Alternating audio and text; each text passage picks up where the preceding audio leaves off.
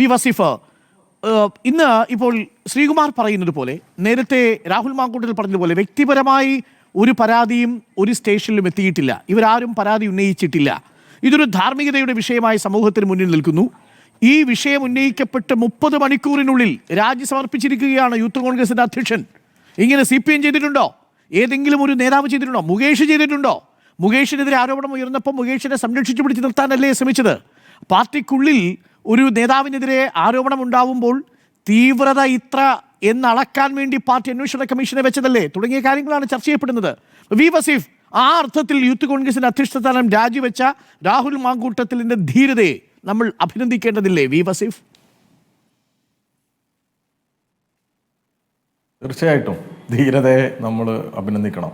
നല്ലൊന്നും തർക്കമല്ല, നല്ല ധീരതയുണ്ട്. പിന്നെ എൽദോസ് കുന്നപ്പള്ളി ഉണ്ടായിരുന്നു കേരളത്തിൽ, ഇപ്പോഴും MLA ആണ്, കോൺഗ്രസിൻ്റെ ഭാരവാഹിത്വത്തിലുണ്ട്. അദ്ദേഹത്തിനെതിരെയുള്ള കേസ് നമുക്ക് ഓർമ്മയുണ്ട്. വിൻസെൻ്റ് MLA ഉണ്ട്, അദ്ദേഹം ജയിലിൽ പോയി തിരിച്ചു വന്നത് നമുക്ക് ഓർമ്മയുണ്ട്. എങ്ങനെയാണ് കേരളത്തിലെ കോൺഗ്രസ് സ്ത്രീകളെ ബഹുമാനിച്ചത് എന്ന് നമുക്കൊക്കെ അറിയാം. നേരത്തെ ഒരു സിമി റോസ്ബെൽ, അറിയോ എന്നറിയില്ല, ഓർമ്മയുണ്ടോ എന്നറിയില്ല, അതുവരെ പറഞ്ഞ സ്റ്റേറ്റ്മെൻറ്റ് നമ്മുടെയൊക്കെ കാതിൽ ഇപ്പോഴും ഉണ്ട്. പറഞ്ഞത് സാക്ഷാൽ പ്രതിപക്ഷ നേതാവിനെതിരായിരുന്നു. എന്തൊക്കെയാണ് ആരോപണം ഉന്നയിച്ചത്. പക്ഷെ അന്നൊക്കെ കേരളത്തിൽ നമ്മളൊക്കെ എടുത്ത ഒരു സമീപനത്തിൽ കുറേ ഇത്രത്തോളം ഉണ്ടായിരുന്നില്ല. ഒരു സമീപനം എടുത്തു, ഒരു പൊതു രാഷ്ട്രീയ സ്റ്റേറ്റ്മെൻറ്റുകൾ കാര്യങ്ങളൊക്കെ വന്നു. ഈ സിമി റോസ്ബെൽ പറഞ്ഞത് കോൺഗ്രസ് നേതാക്കളെ കാണാൻ പോകാൻ പേടിയാണ് എന്നുള്ളതാണ്, ഭയക്കണം എന്നുള്ളത്. ഓർമ്മയില്ലേ നിങ്ങൾക്കത്? കോൺഗ്രസ്സുകാരാണ് ഇവർക്കൊക്കെ എതിരെ പരാതി വന്നത് കോൺഗ്രസുമായി ബന്ധപ്പെട്ട ആളുകളാണ്. ഇപ്പോൾ ഈ വിഷയം വന്നിട്ടും 2022 ഇപ്പോൾ നേരത്തെ യൂത്ത് കോൺഗ്രസിൻ്റെ സംസ്ഥാന ജനറൽ സെക്രട്ടറി ആയിരുന്ന AK ഷാനിബ് പത്രക്കാരോട് പറഞ്ഞത് 2022 പ്രതിപക്ഷ നേതാവിന് യുവതിയെയും കൂട്ടി ഷാഫി പറമ്പിലിനും ഈ പറയുന്ന യൂത്ത് കോൺഗ്രസ് പ്രസിഡന്റിനെതിരെയും പരാതി നൽകാൻ പോയി എന്നുള്ളതാണ്. ഒരു നടപടിയുമില്ല, അതുമായി ബന്ധപ്പെട്ട ഒന്നുമില്ല. ഇന്ന് പ്രതിപക്ഷ നേതാവ് പറഞ്ഞത് അത് പരിശോധിക്കുന്നു, ഞങ്ങൾ ഒരു വിട്ടുവീഴ്ചയും ചെയ്യില്ല, ഞങ്ങൾ മുഖം നോക്കാതെ നടപടിയെടുക്കും എന്നൊക്കെയാണ് പറഞ്ഞത്. അതൊക്കെ ഏതാ സാഹചര്യം എന്നൊക്കെ ഈ കേൾക്കുന്നവർക്കറിയില്ലേ? എന്താണ് ഈ വിഷയത്തിൽ രാജിവെക്കാനുണ്ടായ സാഹചര്യം എന്നുള്ളത് എല്ലാവർക്കും അറിയില്ലേ? അത് പ്രക്ഷോഭം കൊണ്ടോ അല്ലെങ്കിൽ ആരെങ്കിലും സമരം ചെയ്തത് കൊണ്ടോ സ്വയം അങ്ങ് വലിയ മാന്യനായതുകൊണ്ടോ ഒന്നും രാജിവെച്ചതല്ല.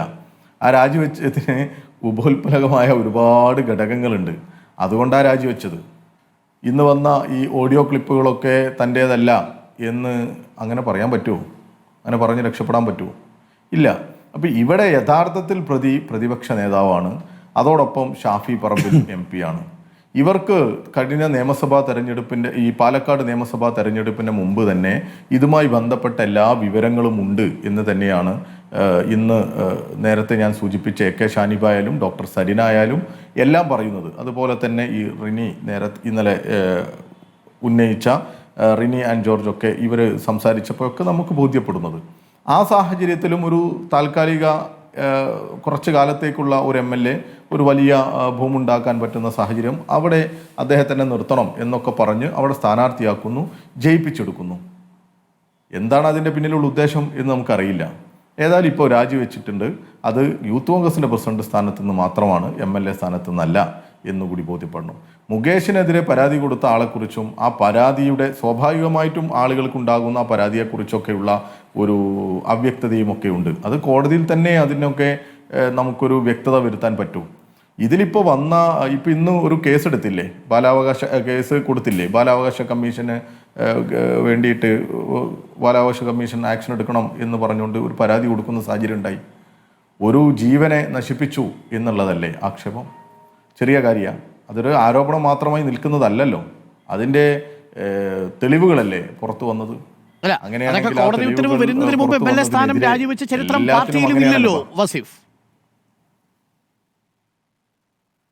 എല്ലാ പാർട്ടിയിലും അങ്ങനെ ഒരു സാഹചര്യം ഇതിനു മുമ്പ് ഉണ്ടായിട്ടുണ്ടോ? ഇതുമായി ബന്ധപ്പെട്ട ഒരു സാഹചര്യം മുമ്പ് ഉണ്ടായിട്ടുണ്ടോ? അങ്ങനെയൊന്നും സാഹചര്യം ഉണ്ടായിട്ടില്ല. അത് ഒരു പാർട്ടിയിലും ഉണ്ടായിട്ടില്ല. അല്ല, കുറ്റപത്രം ഒരുപാട് ഉണ്ടായിട്ടുണ്ടാകും. അതാ ഞാൻ നേരത്തെ പറഞ്ഞത്. കുറ്റപത്രം പോലും ഇല്ല. കുറ്റപത്രം എന്നല്ല, ഒരു പരാതി പോലും പ്രതിപക്ഷ പെൺകുട്ടികൾ ആരും കൊടുത്തിട്ടില്ല. അല്ല, ഇല്ല, അല്ല, അതാണ് ഞാൻ പറഞ്ഞത്. സിമി റോസ്ബെല്ലിന്റെ ആക്ഷേപമൊക്കെ നമ്മുടെ മുമ്പിലുണ്ട്, പ്രതിപക്ഷ നേതാവിനെതിരെയാണ്. അന്ന് രാജിവെക്കണം, അല്ലെങ്കിൽ അത് രാജിവെച്ചേ തീരൂ എന്നുള്ള ഒരു വികാരമൊന്നും ആരും എടുത്തിട്ടില്ല. ഇതാണ് അതിന്റെ ഒക്കെ ഒരു സാഹചര്യം. ഇവിടെ ഗൗരവമേറിയ വിഷയമാണെന്നാണ് വസീഫ് പറയുന്നത്. ഞാൻ വസീഫിലേക്ക് തിരിച്ചു വരാം.